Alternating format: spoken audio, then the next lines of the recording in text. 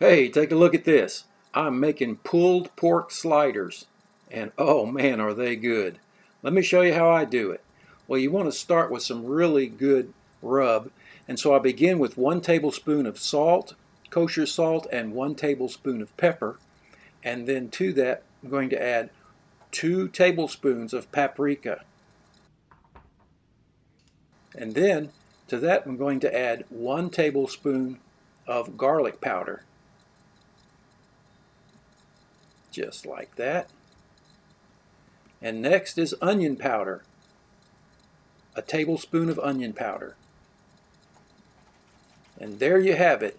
It's really simple, but it's oh so delicious. Give it a good shake. There we go. And now it's time for the meat. This is a beautiful Boston butt, or it's also called a pork butt. It's actually a shoulder. It's the front shoulder of the animal. And this one is bone out. And so we want to begin with a binder to help hold all that good rub on, and I'm using olive oil. And so you just give that a good rub, get it all over like that, and then generously sprinkle the rub. Now I've intentionally went kind of light on the salt in this rub so I can go heavy as I apply it, and that's something to remember. It's easy to over salt your meat sometimes, but if you custom make your own rub, you can adjust that. And so I'm going nice and heavy. It's a big piece of meat. It can take it.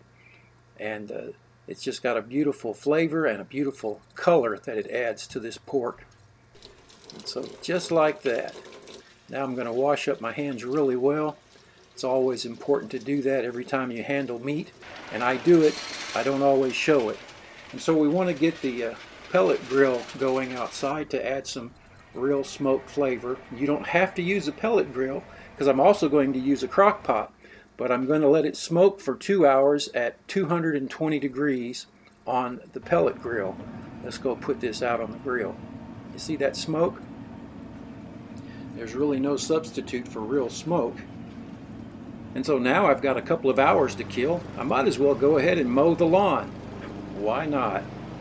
Anyway, let's get back to the cooking. So when you have about 30 minutes left on that 2 hours in the smoker, you want to come in and get your crock pot ready. And I'm going to line the bottom with some bacon. Just get that on the bottom like that. And then I'm going to use some regular Dr. Pepper and pour about an inch of Dr. Pepper over that bacon because I want to warm up the crock pot before I put the meat in so it'll be warm. So go ahead and turn it on and give it about 30 minutes. Now after 2 hours, it's time to take the meat off the smoker, and it's got a nice smoke flavor now, but it's not done. It still needs several hours. So we're going to put it in the crock pot and let it cook in the crock pot for about 3 to 3.5 hours. And I'm going to flip it over and put the fat side up now. It was down in the pellet grill. And then we want to add enough Dr. Pepper to bring it up to about halfway. And as you can see, this is about as much meat as this little crock pot can hold. I guess it's about 8 pounds of pork shoulder. And then all you have to do is cover it and let it go until it reaches a temperature that's around 170 degrees, 170 to 180. It's been about 3.5 hours. Let me test the temperature. There's 170, 175. Oh yeah, this is done. It's ready. But what I want to do now is just turn it off and let it sit. Just turn it off and let it sit for at least an hour there in those juices. And after that, it's time to take it out. And so it has set, and it's just as tender as you could want it to be. I'm going to go ahead and, if there's any large areas of fat, you can just pull that off and toss it aside. And it breaks up, and it's so tender and so moist. It's wonderful. And as you can see, it's still very hot.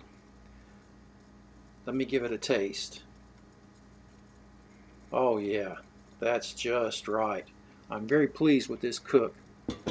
So it's 2 hours on the pellet grill and then 3 to 3.5 hours on high on the crock pot, in the crock pot. And I'm going to go ahead and add a little bit more of that juice in. It's got that great bacon flavor.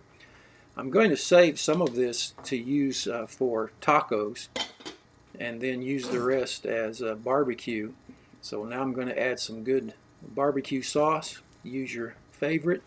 Not going to go too heavy, just enough to give it a little flavor, because I like to put the sauce on as I make the sandwich. And I'm also making some homemade yeast rolls to make sliders. And with the meat, going to add some more barbecue sauce, and then to the barbecue sauce, some pickles, some nice dill pickles, and then to that, a jalapeno. What a great combination. Absolutely delicious. Put the tops on, and it's time for a taste. Let's try this one. Take a look at that. Now that's a thing of beauty, I guarantee you. Oh, and you talk about taste good. Well, anyway, I appreciate you watching. I hope you give this a try. Take care. We'll see you next time. Bye now.